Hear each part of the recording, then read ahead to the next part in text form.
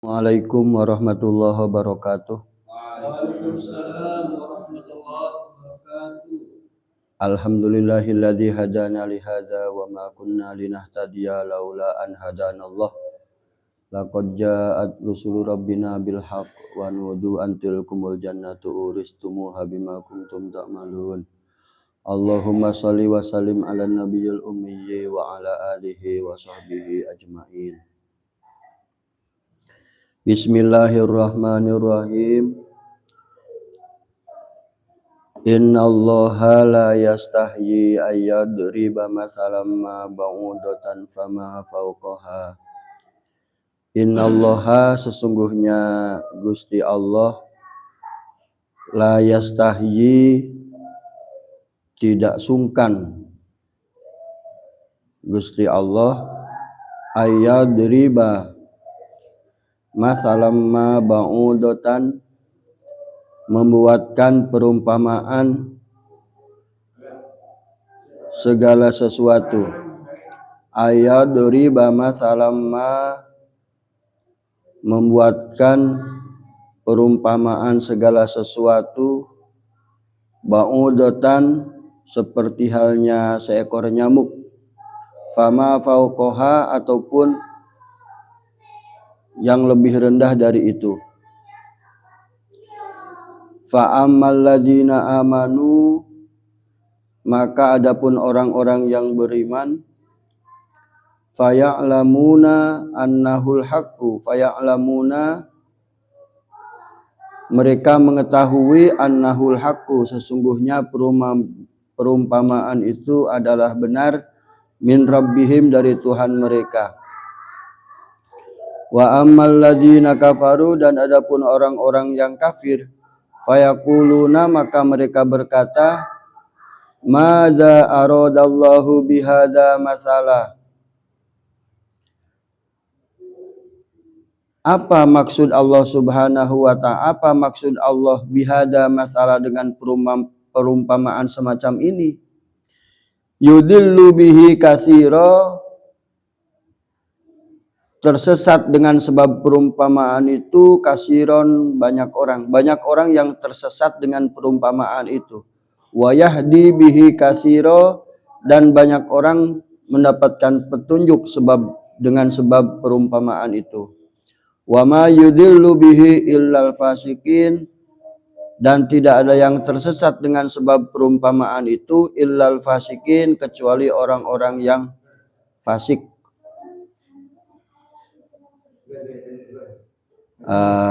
Kemarin telah kita diskusikan sedikit tentang gambaran surga dengan segala fasilitasnya.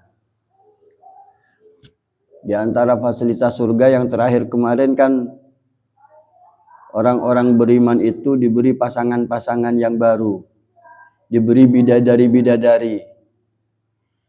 Yang selalu jadi kontroversial itu kan, apakah perempuan juga mendapatkan hal yang sama? Jadi sebenarnya ikatan-ikatan pernikahan kita itu kan ikatan perdata.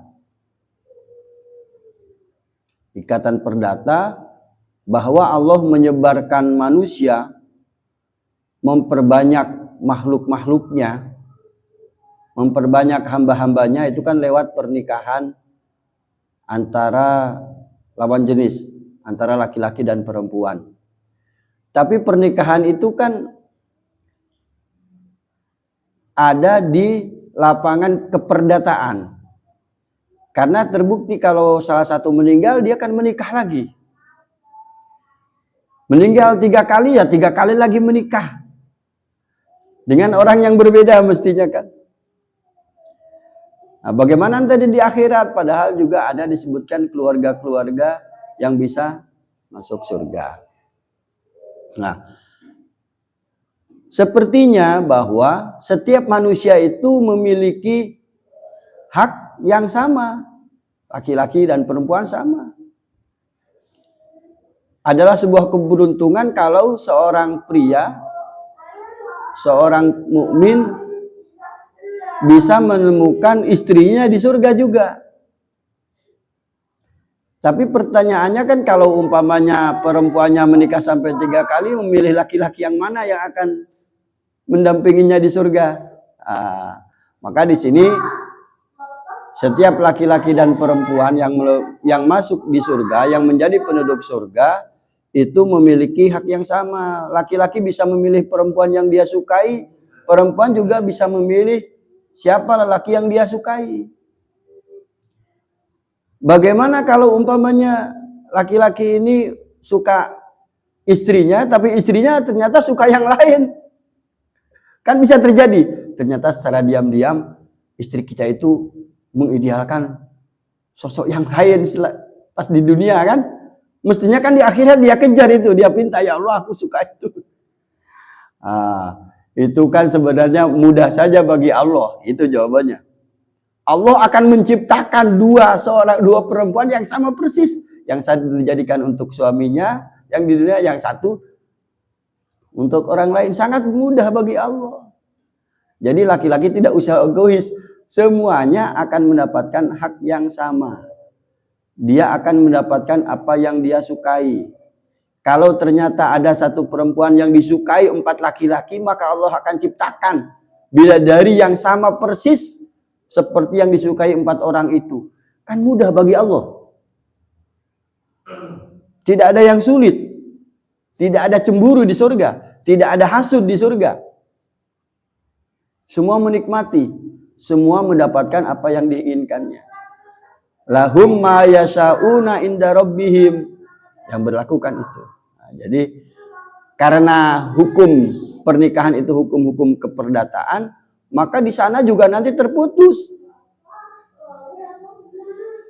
Artinya laki-laki dan perempuan memiliki posisi yang setara lagi di surga. Tinggal dia memilih siapa. Tapi tentunya beruntunglah antara suami istri itu yang bisa menjadi penduduk surga. Itu cinta setia sampai di akhirat ya seperti itu. Laki-lakinya cinta mati sama istrinya, istrinya juga sama. Dan dia tidak memilih siapapun. Sebagaimana kemarin dijelaskan bahwa bagaimana saya akan memilih istri orang lain ketika istri kita sudah menjadi bidadari di surga. Ngapain lagi? Sama istrinya juga menemukan suaminya juga jadi penduduk surga. Ngapain cari yang lain ketika suaminya juga sudah menjadi gagah, lebih gagah dari wildanul mukhalladun. Itu ya. Jadi sedikit yang kemarin itu review saja. Jadi laki-laki dan perempuan itu mendapatkan hak yang sama di surga nanti. Jadi laki-laki mendapatkan apa yang diinginkannya, perempuan mendapatkan apa yang diinginkannya, dan Allah akan sangat adil untuk memenuhi semua keinginan. Mudah bagi Allah untuk memenuhi keinginan semuanya, sangat mudah sekali. Itu yang kemarin. Ayat yang sekarang, innallaha la yastahi ayyadriba mathalam ma ba'udatan fama fawqaha. Sesungguhnya Allah tidak malu, tidak sungkan, tidak ewuh pakewuh untuk membuat sebuah perumpamaan. Ya bagaimana harus malu, dia Tuhan. Ya kan? Allah membuat perumpamaan nyamuk saja. Nyamuk sesuatu yang dianggap binatang rendah oleh kita. Allah bisa membuat perumpamaan semacam nyamuk atau yang lebih rendah dari itu. Ya kan? Allah tidak sungkan. Yang sungkan itu Nabi Muhammad. Saya itu ada satu ayat di dalam Al-Quran itu. Ya ayyuhalladzina amanu la tadkhulu buyutan nabiyyi illa ayyudzana lakum ila ta'amin ghairu nadirina inahu walakin idza du'itum fadkhulu fa idza ta'imtum fantashiru wala yasta'nisuna fi hadis al-ayah. Jadi ada cerita di dalam Al-Quran itu bagaimana akhlak, bagaimana etika seorang sahabat Nabi masuk ke rumah Nabi. Jadi diceritakan tidak boleh masuk ke rumah Nabi tanpa seizin Nabi. Yang kedua, Kalau kalian sudah bertemu Nabi, jangan lama-lama. Jadi disuruh cepat-cepat. Karena apa? Innallaha la yastahyi minkum. Innakum yu'din nabiyya fayastahyi minkum wallahu la yastahyi minal haq. Nabi itu malu untuk ngusir kalian, itu malu. Jadi bahasanya kalian harus cepat-cepat keluar karena Nabi itu malu. Malu untuk menyuruh kalian keluar. Nah, wallahu la yastahyi minal haq. Tapi Allah tidak sungkan terhadap kebenaran. Nah, ini untuk mengkonfirmasi bahwa Allah tidak sungkan karena itu hak. Innakum yu'din nabiyya fayastahyi minkum. Karena kalau kalian berlama-lama di rumah Nabi ngajak ngobrol ngalor ngidul, itu kalian itu membuat Nabi malu. Itu menyakiti Nabi gitu loh. Itu meresahkan Nabi, mengganggu Nabi ya, bahasa gitu. Jadi kalau kalian lama-lama berbicara dengan Nabi yang tidak penting, itu mengganggu Nabi. Fayastahyi minkum, maka Nabi malu untuk menyuruh kalian keluar. Jadi sifat malu itu sebenarnya sifat alami orang baik. Sifat malu. Maka kalau orang sering bicara laqad ja'akum rasulun min anfusikum laqad kana lakum fi rasulillahi uswatun hasanah. Salah satu uswah hasanah Nabi itu adalah Nabi itu orangnya pemalu. Nabi itu orangnya sungkanan. Karena sungkan ini biasanya adanya di orang-orang baik.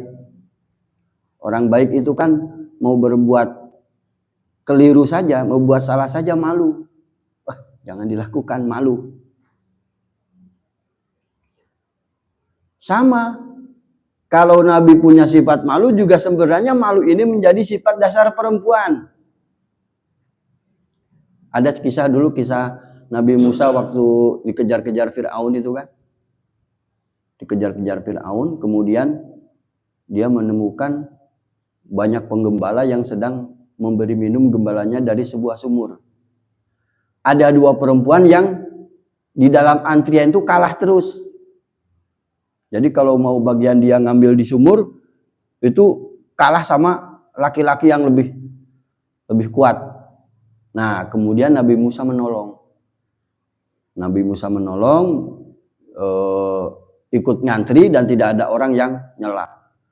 Kemudian dua perempuan ini ternyata putranya Nabi Syuaib. Nah, itu faja'athu ihdahuma tamshi ala istihya, bahasa gitu. Kemudian salah satu perempuan ini setelah selesai urusannya kembali ke Nabi Musa dan meminta Nabi Musa berkunjung ke rumahnya karena ayahnya akan menjamu berterima kasih terhadap pertolongan Nabi Musa. Di situ disebutkan tamshi ala istihya. Mendatangi Nabi Musa itu dengan malu-malu. Itu sifat dasar perempuan juga. Jadi kalau ada perempuan yang sudah hilang malunya, sebenarnya dia sudah hilang kodrat asli perempuannya. Kodrat perempuan itu malu, pemalu. Orangnya pemalu. Nah, Allah itu tidak sungkan, tidak malu karena Allah sedang mengajarkan kebenaran. Maka bahasanya innallaha la yastahyi ayyadriba masalam ma ba'udatan. Allah tidak harus sungkan untuk membuat perumpamaan walaupun itu sekedar seekor nyamuk, bahkan lebih kecil dari nyamuk aja Allah tidak sungkan untuk memberikan perumpamaan. Jadi Nabi Muhammad itu kalau yang secara faktual sifat Nabi itu seperti apa? Kalau Al-Quran kan bicara pasti faktualnya. Yang satu, Nabi itu orang yang sungkanan, orang yang pemalu. Itu Nabi. Jadi kalau kita mau meniru Nabi, jadilah orang-orang yang terbiasa malu untuk melakukan hal yang tidak baik. Nabi. Nah, tradisi sungkan ini sebenarnya baik berarti kan. Yang kedua ada ayat laqad ja'akum rasulun min anfusikum azizun 'alaihi ma anittum harisun 'alaikum bil mu'minina raufur rahim. Ini juga sifat Nabi.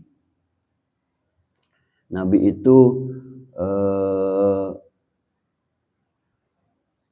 harisun 'alaikum.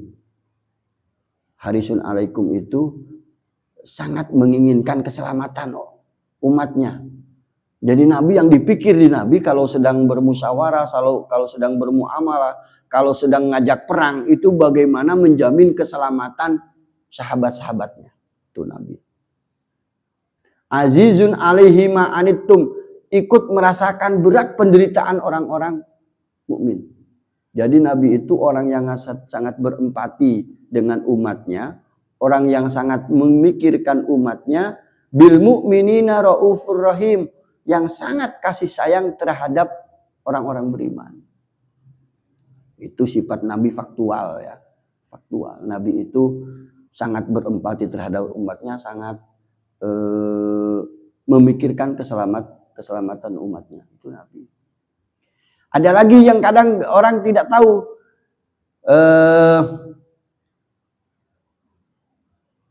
Wa minhum may yaquluna huwa udhun.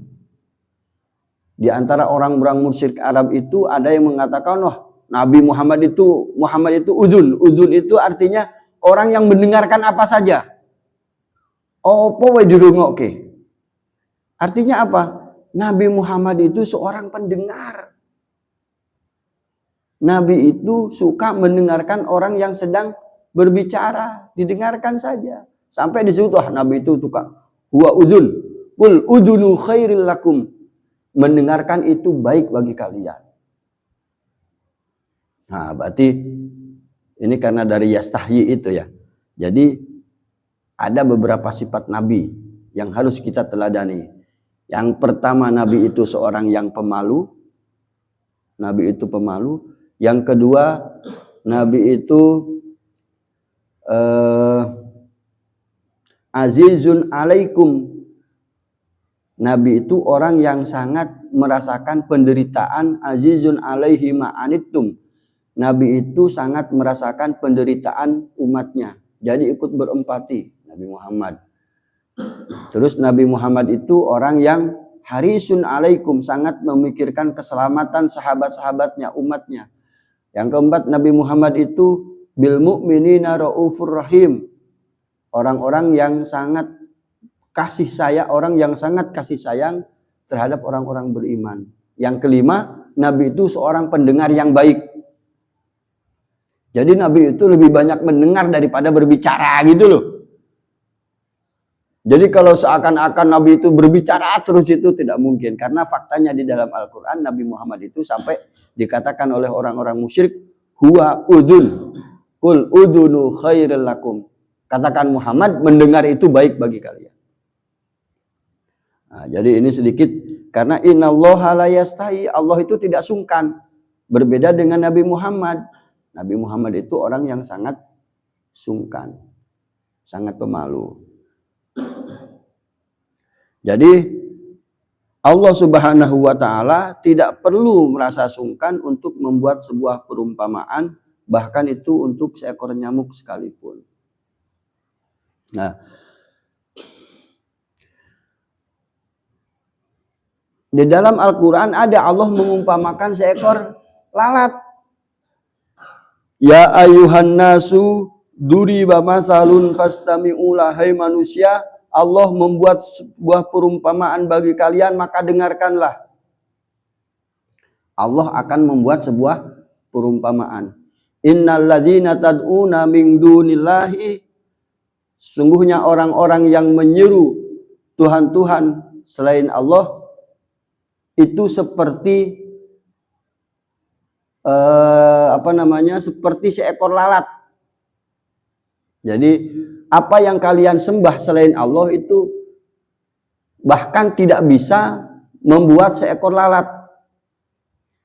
Bahkan kalau lalat itu mengambil sesuatu darinya, orang itu tidak akan bisa merebut kembali. Bayangkan Allah, sekarang kita perhatikan Allah mengumpamakan seekor lalat. Wa iyaslubhumudz dzubabu syai'an la yastanqiduhu minhu. Jadi lalat itu tidak, makhluknya kecil, tapi kata Allah tidak mungkin orang-orang yang kalian sembah selain Allah itu bisa membuat seekor lalat pun. Walau ijtama'ulah, bahkan kalau mereka bekerja sama, lalat itu. Coba kalau kita lihat di mikroskop itu barang benda-benda kecil, lalat itu masih besar ya. Kadang sebuah kutu dilihat, itu kutu di dalamnya masih punya paru-paru, masih punya jantung, masih punya alat kelamin. Bagaimana Allah menciptakan itu, coba. Bagaimana itu tercipta, bagaimana itu bisa tumbuh dari bayi, ada fase bayi, ada fase dewasa. Jadi bahkan benda yang kecil seperti lalat pun kata Allah, ketika dia mengambil sesuatu dari kamu, kalian tidak akan bisa mengambilnya lagi. Wa iyaslubhumudz dzubabu syai'an la yastanqiduhu minhu. Lalat itu ya, lalat sekarang. Lalat itu ternyata dia bisa membawa berbagai macam jenis penyakit. Coba kita lihat lalat, dia mencrok di bangke, mencrok di kotoran, ya kan? Mencrok di benda-benda kotor. Membawa penyakit dari sana, dibawa ke kita, diambillah kesehatan kita oleh lalat itu. Apakah kita bisa ngambil lagi kesehatan kita dari lalat? Ada penyakit diare, ada penyakit polio, disentri, itu berasal dari lalat. Lalat yang hebat begitu, kecil bisa sehebat itu. Apakah sesuatu orang-orang yang kalian sembah itu sanggup hanya membuat seekor lalat? Jadi luar biasa, perumpamaan lalat saja itu sebenarnya untuk menunjukkan bagaimana kita berpikir tentang lalat, bahkan yang lebih kecil dari itu. Apa saja virus yang dibawa lalat, karena ada petunjuknya. Kalau lalat itu mengambil sesuatu dari kalian, katanya, kalian tidak akan bisa merebutnya kembali. Kalau kesehatan kita direbut oleh lalat, kita tidak bisa memintanya kembali dari lalat itu. Jadi, Masya Allah, itu petunjuk-petunjuk yang banyak dari Allah. Itu lalat. Allah juga membuat perumpamaan sebuah pohon, umpamanya. Alam taro kaifa daraballahu masala kalimatan thayyibatan kasyajaratin thayyibatin asluha sabitu wa far'uha fis sama tu'ti ukulaha kullahinin bi'izni rabbiha. Coba, apakah kalian tidak mengetahui Allah membuat sebuah perumpamaan seperti perkataan yang baik itu diumpamakan seperti pohon yang baik pula. Asluha sabitun, akarnya menancap di tanah, dan kemudian wafaruha fis sama, dan pohonnya menjulang ke angkasa. Pohon itu memberikan buahnya, tu'ti ukulaha kullahinin. Setiap saat pohon itu akan memberikan buah-buahnya.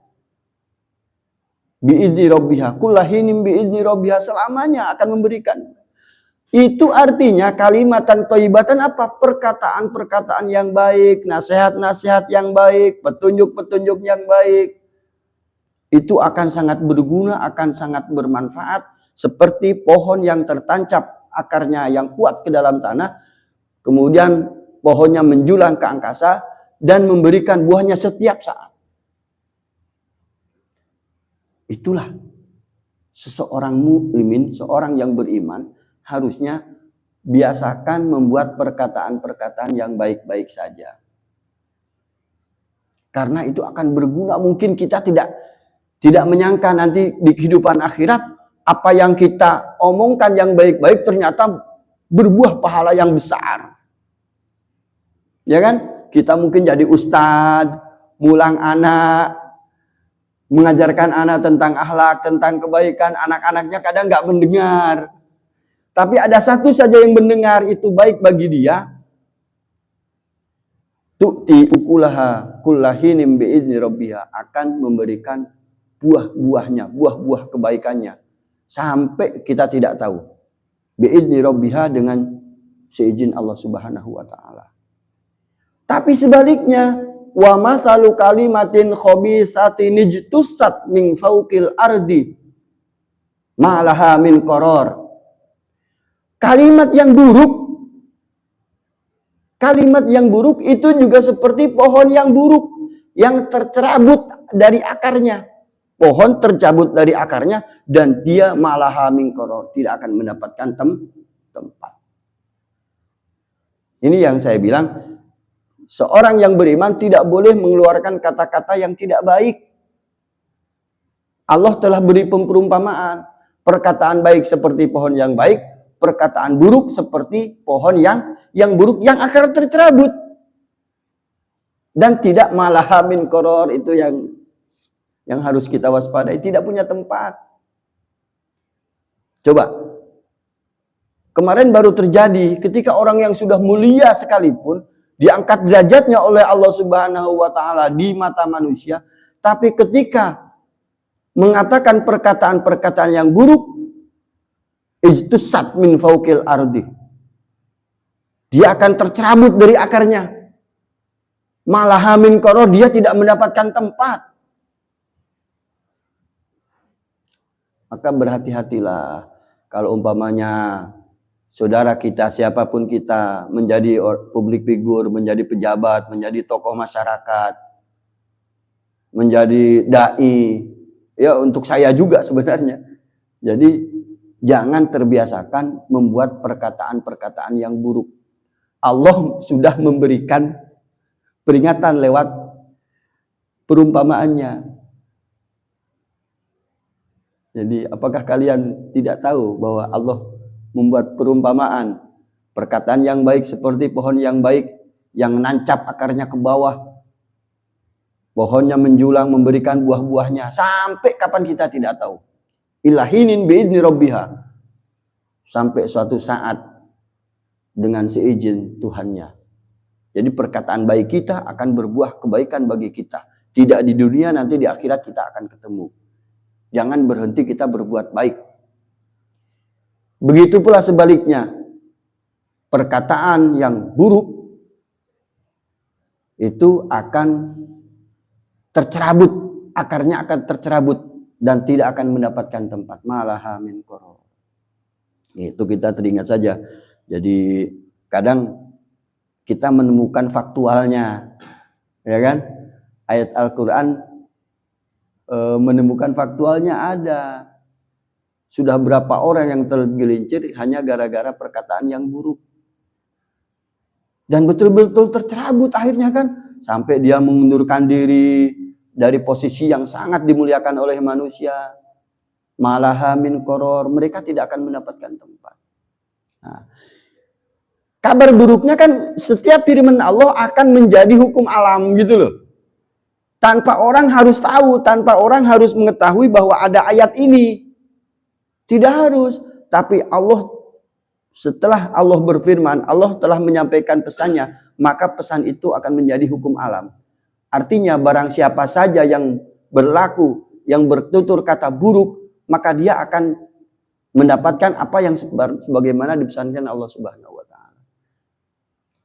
Coba, orang Kiai Haji Hasyim Asy'ari itu kan sudah meninggal puluhan tahun yang lalu. Tapi setiap perkataannya zaman sekarang dicari. Coretannya dicari. Karangannya dicari. Petuahnya dicari kemana-mana. Bernilai. Karena dia biasa mengutarakan, menasihati hal-hal baik.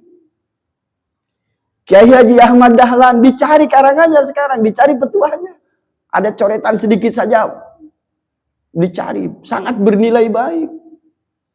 Itu terbukti perkataan yang baik seperti pohon yang baik yang akan memberikan buah-buahnya. Dia akan selalu mendapatkan tempat. Iya kan? Orangnya sudah meninggal, tapi tetap mendapatkan tempat di dunia. Tapi kalau perkataan buruk, siapapun yang mengutarakannya akan tercerabut, kata Allah. Jadi kita harus berhati-hati untuk mengatakan hal-hal yang ingin kita katakan. Berkatalah, carilah kata-kata yang baik. Jangan sampai kita menyampaikan sesuatu yang baik tapi dengan perkataan yang buruk, dengan perkataan mencela, perkataan memaki. Itu nanti akan berbuah, akan tercerabut dari akarnya. Itu diantara masalah-masalah Allah. Banyak sekali Allah memberikan perumpamaan. Jadi kita ke depan akan menemukan banyak perumpamaan-perumpamaan yang itu supaya kita gampang mengingat. Kan beda. Kalau kita Allah memberikan perumpamaan itu kan gampang ingat. Oh iya, jangan berkata buruk. Allah memperumpamakan seperti pohon yang buruk juga. Itu lebih mudah untuk diingat. Fa'amal ladzina amanu faya'lamuna annahul haqqu mir rabbihim. Orang-orang yang beriman itu akan mengetahui bahwa perumpamaan itu adalah benar. Itu benar untuk kebenaran dan berasal dari Allah Subhanahu wa taala. Karena tabiat orang beriman itu kalau ada perintah Allah, orang beriman lebih dulu mengatakan sami'na wa ata'na ghufranak. Kami akan dengarkan dan kami akan patuh ya Allah terhadap apa yang Engkau perintahkan. Itu orang beriman. Berbeda dengan orang-orang fasik. Nah, orang fasik itu wa ammal ladzina kafaru fayaquluna madza aradallahu bihadza mathala. Orang-orang kafir seperti begini. Buat apa Allah membuat perumpamaan ini? Apa sih? Bikin perumpamaan nyamuk segala. Itu orang kafir. Selalu mempertanyakan. Nah, itu wataknya orang kafir. Orang beriman tidak boleh. Orang beriman itu sami'na wa ata'na. Kami mendengar ya Allah dan kami akan patuhi. Bahkan kalau orang kafir itu kalau disuruh perang saja dulu, kalau disuruh perang itu dia akan mempertanyakan Rabbana lima katabta alainal qital. Ya Allah, ya Tuhan, kenapa Engkau wajibkan kepada kami berperang? Buat apa sih berperang? Saya kemarin menyampaikan kalau pengen ngetes orang itu orang munafik bukan kan gampangannya diperintah perang.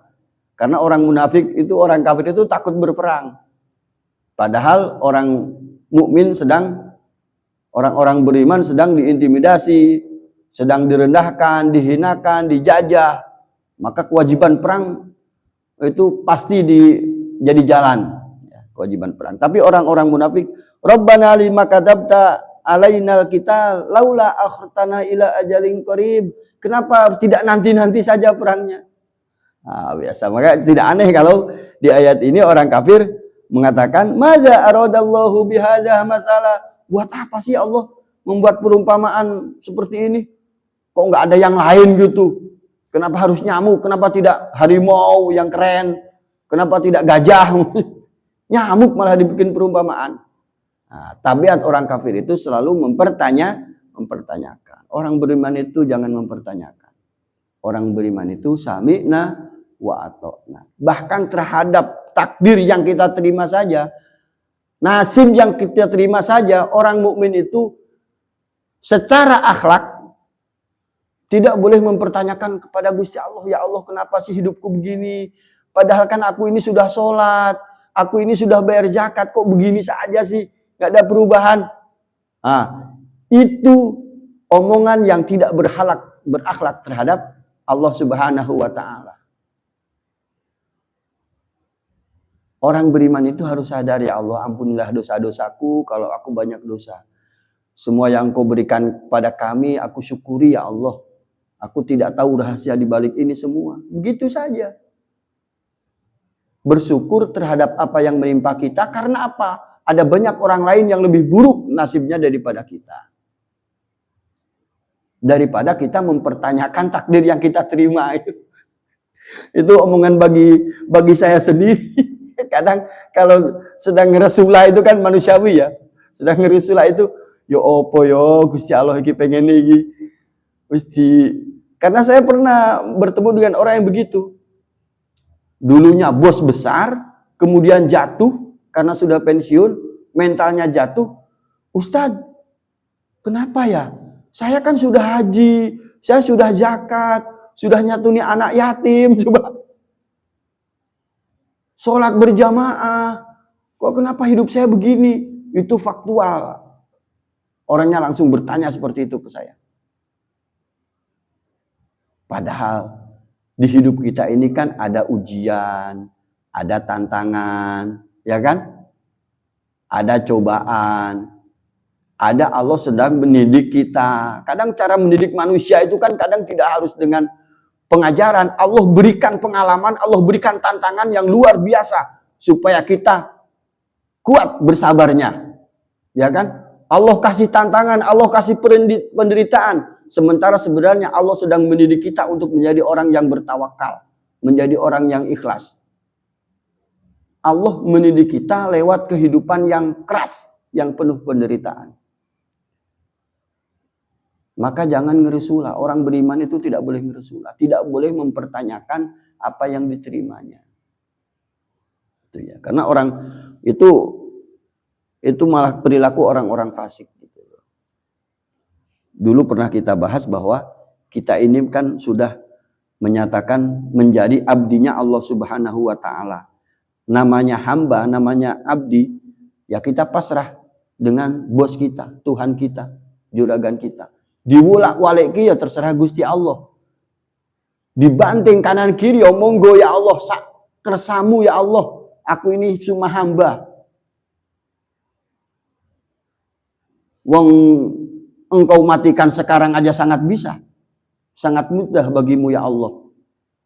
Sangat mudah bagimu engkau miskinkan, kau buat kaya, itu sangat mudah bagi Allah.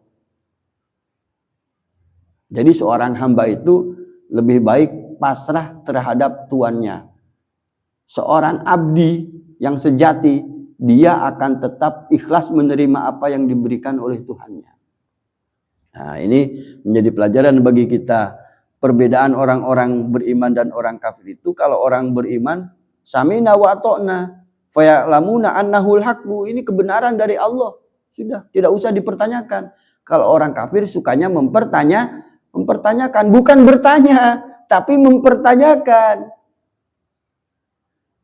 Lah beda kan bertanya sama mempertanyakan. Kalau ini kan bahasanya, madza aradallahu bihadza masalah.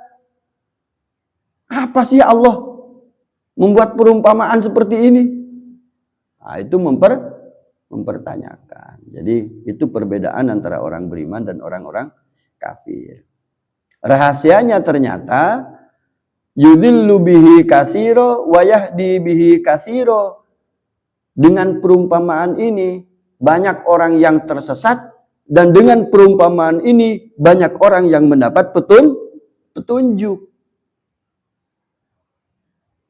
Ya kan? Dengan perumpamaan-perumpamaan yang Allah buat, itu ada banyak orang mendapat petunjuk. Coba tadi, Allah mengibaratkan membuat perumpamaan lalat. Ketika orang itu, di ayat itu disebutkan, bahkan jika lalat itu merampas sesuatu dari kamu, kamu tidak akan bisa mengambilnya kembali dari lalat itu. Artinya lalat itu membawa sesuatu, bisa merampas dari kita. Kalau orang yang paham, orang beriman yang paham, dia akan mempelajari apa ini rahasianya. Ditelitilah lalat itu. Ternyata lalat itu bisa mengambil kenyamanan, bisa mengambil kesehatan kita lewat menularkan penyakit. Sampai akhirnya sekarang ketahuan, lalat itu di sayap-sayapnya, di kaki-kakinya membawa virus-virus diare, disentri, polio, demam tifoid. Banyak sekali penyakit yang dibawa lalat. Itu kan kalau orang belajar jadi dokter itu. Dia mboten. Orang belajar dari lalat saja bisa jadi dokter. Yudillu bihi katsira wa yahdi bihi katsira. Banyak orang yang akan mendapatkan petunjuk dari perumpamaan itu, juga ada orang yang banyak tersesat karena perumpamaan itu. Yang tersesat apa? Yang tidak mau berpikir. Allah sudah sampaikan, coba itu kan sebenarnya petunjuk, clue dari Allah supaya orang beriman berpikir tentang lalat. Harusnya kan gitu. Kayak kemarin, ketika Ibrahim menyuruh meneladani melihat bulan, kenapa kita tidak berpikir tentang bulan? Harusnya kan orang-orang beriman selangkah lebih di depan daripada orang-orang Yahudi, harusnya kan gitu. Malah mungkin kalau kita telusuri, yang menemukan ilmu tentang lalat, pengetahuan tentang lalat, ternyata bukan orang-orang beriman. Kan kecelek kita. Padahal Allah kurang apa? Wa iyaslubhumudzubabu syai'an la yastanqiduhu minhu dha'ufat thalibu wal matlub. Bahkan kalau lalat ini mengambil sesuatu dari kalian, kalian tidak akan merampasnya kembali, tidak bisa. Berarti kan itu clue. Nah, wa ma yudillu bihi illal fasikin, dan tidak ada yang tersesat oleh perumpamaan itu kecuali orang-orang yang fasik. Nah, jadi yang tersesat itu adalah orang-orang yang fasik. Jangan-jangan sebenarnya kita tidak berpikir tentang petunjuk-petunjuk dari Gusti Allah, kita termasuk orang yang fasik. Ya kan? Saya teringat dulu gini, teringat ayat fal yauma nunajjika bi badanika litakuna liman khalfaka ayah. Pada hari ini Fir'aun, aku selamatkan tubuhmu untuk menjadi peringatan bagi orang-orang kemudian. Itu kan jelas artinya. Tapi ulama-ulama dulu juga tidak menemukan makna itu. Artinya kan jelas bahwa mayat Fir'aun ini Allah selamatkan, tubuhnya diselamatkan untuk menjadi peringatan bagi orang-orang kemudian. Dan tahukah kita bahwa yang menemukan itu adalah orang Inggris? Yang menemukan mayat Fir'aun itu orang-orang non-muslim. Artinya apa? Orang kita diberi petunjuk juga nggak mau. Ya kan? Orang-orang Inggris itu masuk ke dalam piramid, mengorek-orek piramid untuk tujuan ilmu pengetahuan, kan dikasih izin. Dan ternyata di dalamnya ada mayat Fir'aun. Dan ternyata masih utuh sampai sekarang. Itu bukti bahwa Allah banyak memberi petunjuk pada orang beriman, tapi orang beriman tidak mau memanfaatkan petunjuk itu. Tidak berhasrat bahkan. Malah terus berperang dalam hal-hal lain. Energinya habis. Tidak mencari petunjuk dari Allah dan mencoba belajar, mempelajari petunjuk dari Allah. Nanti akan kita bahas banyak sekali. Banyak sekali hal seperti itu yang luput dari perhatian orang-orang beriman. Jadi, dan tidak ada yang tersesat karena perumpamaan itu kecuali orang-orang yang fasik. Maka orang-orang beriman harus bangkit dari sekarang. Kalau sudah mengetahui Al-Quran harus bangkit. Karena kalau kita menyepelekan Al-Quran, maka jangan-jangan kita ini sebenarnya orang-orang yang fasik. Tiap hari ihdinas siratal mustaqim. Tiap hari. Sehari berapa kali kita mengucapkan itu. Ya Allah, berikanlah petunjuk kami ke jalan yang benar. Itu kan meminta petunjuk. Tapi setiap diberi petunjuk kita tidak manfaatkan petunjuk itu. Kita abaikan petunjuk itu. Jangan salahkan kalau Allah kemudian banyak menegur kita. Banyak menegur orang-orang beriman. Malah memuliakan orang-orang yang tidak beriman. Karena orang beriman itu diberi petunjuk tidak pernah dimanfaatkan. Beda sama orang yang tidak pernah mendapat petunjuk, tapi dia menggunakan akalnya. Coba kira-kira dihargai mana? Lebih dihargai orang yang tidak dikasih petunjuk, tidak diberi kitab suci, tapi menggunakan akalnya untuk berpikir. Ketimbang orang yang sudah diberi petunjuk, tapi mengabaikan petunjuk. Kan lebih berdosa itu, Pak. Jadi, ini terlalu lama pengajiannya ya. Jadi ini seperti pembahasan sepele. Kita di tafsir ulama juga tidak terlalu banyak mengeksplorasi. Tetapi kita menemukan bahwa Allah banyak membuat perumpamaan untuk memberikan petunjuk. Dengan perumpamaan itu banyak orang tersesat, juga banyak orang yang mendapat petunjuk. Semoga bermanfaat. Billahi taufik wal hidayah. Wassalamualaikum warahmatullahi wabarakatuh.